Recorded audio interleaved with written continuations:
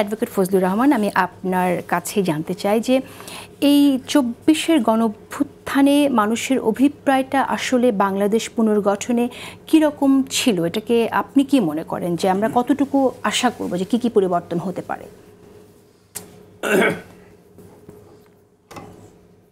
আপনি তো অনেক অভ্যুত্থান দেখেছেন, আপনার অভিজ্ঞতা থেকে আমি জানতে চাই যে আপনি কিভাবে দেখছেন এই অভ্যুত্থান। আপনাকে অসংখ্য ধন্যবাদ এবং আমাদের কথা যারা শুনছেন বাংলাদেশের সমস্ত জনগণ, তাদেরকে আমার সালাম, আসসালামু আলাইকুম এবং ঈদ মোবারক।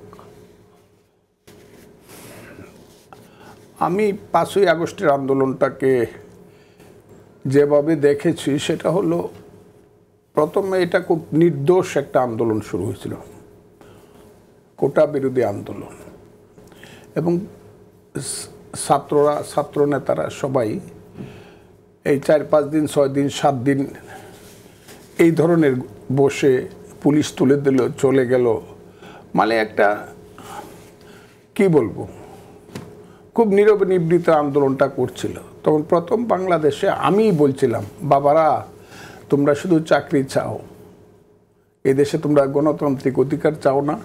আমি প্রথম বাংলাদেশে বলছি, আমার ইউটিউব শুনে দেখেন, গণতান্ত্রিক অধিকার তোমরা চাও না, স্বৈরতন্ত্রের পতন তোমরা চাও না, তোমরা তো এই দেশের যুবক, এখন যৌবন যার, যুদ্ধে যাবার তার শ্রেষ্ঠ সময়। এই কথাগুলো কিন্তু এবং এই ভিডিওটা সাংঘাতিক, হাজার হাজার মানুষ দেখছে। আমি প্রথম তাদেরকে উৎসাহিত করছিলাম। তাদের ভিতরে কী ছিল সেটা পরের কথা, কিন্তু তারা তখন পর্যন্ত কিন্তু একটা নির্দোষ আন্দোলন, কোটা বিরোধী আন্দোলন শুরু করছিল। সেই আন্দোলনটা একটা পর্যায়ে গিয়ে ৫ই জুলাই থেকে ১৬ই জুলাই, যেদিন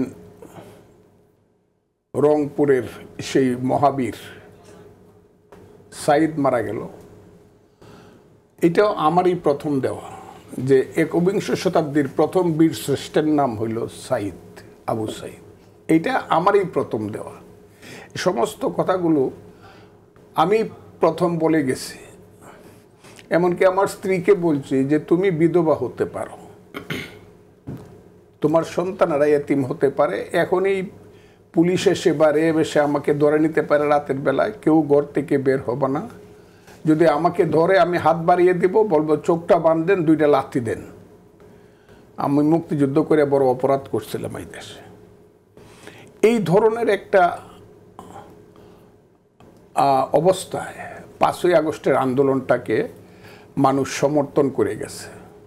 আমাকে অনেকেই ফোন করে বলেছে, আপনি যে আন্দোলনটার ব্যাপারে এত কিছু করতেছেন, ফ্রান্সের আন্দোলনে বিপ্লবীরা তো মুভমেন্ট করছে, জয়লাভ করছে ঠিকই, কিন্তু ভোল্টেয়ার রুশোরা যে দার্শনিক চিন্তার যে অবস্থানটা নিছে, সেটা তো এখন পৃথিবীতে ওইটাই শ্রেষ্ঠ ব্যাপার। দ্বিতীয় মহাযুদ্ধে তো সেনাপতিরা যুদ্ধ করে জয়লাভ করছে, কিন্তু রাশিয়ার স্টেলিন, সোভিয়েত ইউনিয়নের স্টেলিন, ইংল্যান্ডের চার্চিল, আমেরিকার রুজভেল্ট, এদেরকে বাদ দিলে তো চলবে না। তা সেই ধরনের আমাকে অনেকেই বলছে যে আপনি আন্দোলনটা কোথায় যাচ্ছে জানেন, হাসিনা চইলা গেলে কি হবে, কে আসবে? আমাকে আমার জানার দরকার নাই, হাসিনা চইলা গেলে আজরাইল আসুক, এতে আমি খুশি। আজরাইল আসলে আমিও খুশি না। এখন আমি এত কঠিনভাবে হাসিনা বিরোধী আন্দোলনের সেই চিন্তায় ভাবনায় উপস্থিত। আমার 2টা ছেলে আমার সাথে থাকে, বড় ছেলেটা তো বাইরে থাকে, 2টা ছেলে, একটা ছোটোটা ব্যারিস্টার, বড়টা আমেরিকায় যাবে, OMA পাস। ওরা 5 বছর আগে ইউনিভার্সিটিতে বেরিয়েছে, কিন্তু সারাদিন সারা রাত এদেরকে আমি পাই নাই। জিজ্ঞাসা করছি তোমরা তো ছাত্র না, বলছে ছাত্র না হলে কি হয়েছে, হাসিনাকে পতন না করে আমরা ঘরে ফিরবো না, মরলে মরবো। ছেলেরা আসে নাই, আমি আমার স্ত্রী সারা রাত ঘুমাইতে পারি না, 5 দিন 7 দিন পরবর্তী সময় তাই গেছে। এটাই ছিল হাসিনা বিরোধী আন্দোলন, সমস্ত ছাত্র জনতার আন্দোলন। নেতৃত্বটা এখানে অনেক বেশি সুপ্ত এবং লুপ্ত।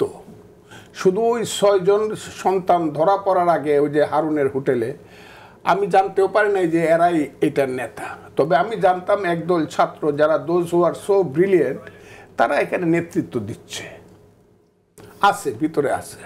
কিন্তু তাদের সামনে দেখছি গান বাজছে স্বাধীনতার, আমি যেহেতু মুক্তিযোদ্ধা, পূর্ব দিগন্তে সূর্য উঠেছে রক্তলাল, অথবা পথের ক্লান্তি, অথবা ওই যে তীরহারা এই ঢেউয়ের সাগর পাড়ি দেবরে। আমার কাছে সবসময় মনে হয়েছে যে ছেলেরা খুব যৌক্তিক স্লোগান এবং বক্তব্যগুলো দিচ্ছে, এবং তার মধ্য দিয়ে 5ই আগস্ট জয়লাভ করলো। 5 তারিখে কোনো সরকার ছিল না, 6 তারিখ 7 তারিখে ছিল না। আমরা আপনার কাছে অনেকগুলো বিষয়ে জানতে চাইবো, সেজন্য একটু যদি এগিয়ে নিতে চাই যে আপনার 8 তারিখে যখন ইউনূস সাহেব অভ্যুত্থান থেকে অভিপ্রায়টা কি আসলে, আপনি কি মনে করেন মানুষের অভিপ্রায়টা আমি কি অভ্যুত্থান থেকে? এর পরের কথাটা আমি 2 মিনিটে বলবো। ইউনূস সাহেব যখন 8 তারিখে রাত্র 9:30টায় শপথ নিলেন বঙ্গভবনে, সেখানে আমারও দাওয়াত ছিল, অনেকেরই দাওয়াত ছিল, গেছিলাম, হাত তেলেও খুব জোরে দিছিলাম। কিন্তু গত 7 মাসে বাঙালি জাতির জীবনে যা হয় তাই হয়েছে। আমি সবসময় আমার একটা বক্তব্য আছে যেটা 1.5 কোটি মানুষ একসাথে শুনছে, সেই বক্তব্যটা হলো আওয়ামী লীগ একটি অভিশপ্ত রাজনৈতিক দল। এটা আমার 14 সনের দেওয়া বক্তব্য পীর হাবিবের সাথে। আওয়ামী লীগ একটি অভিশপ্ত রাজনৈতিক দল। এখন আমি বলতেছি বাংলাদেশ একটি অভিশপ্ত দেশ। ওই আমরা আর কোনো মতেই আমরা স্মুথলি কোনো ব্যাপারে জাতিগতভাবে একমত হয়ে আগাইতে পারতেছে না। এখন যা হচ্ছে, এখন তো আজকে সর্বশেষ বিএনপির মহাসচিব যে দল আমি করি বলেই দিল আমরা আন্দোলনে যাইতে বাধ্য হব নির্বাচনের তারিখ ঘোষণা না করলে। কিন্তু অপরদিকে দেখা যাচ্ছে অনেকগুলো রাজনৈতিক শক্তি বলতেছে কিসের নির্বাচন, আগে হাসিনার বিচার হবে, সংস্কার হবে, ইত্যাদি ইত্যাদি। যে কাজগুলো করতে কত দিন লাগবে এটার কোনো সীমা নাই, সীমাহীন।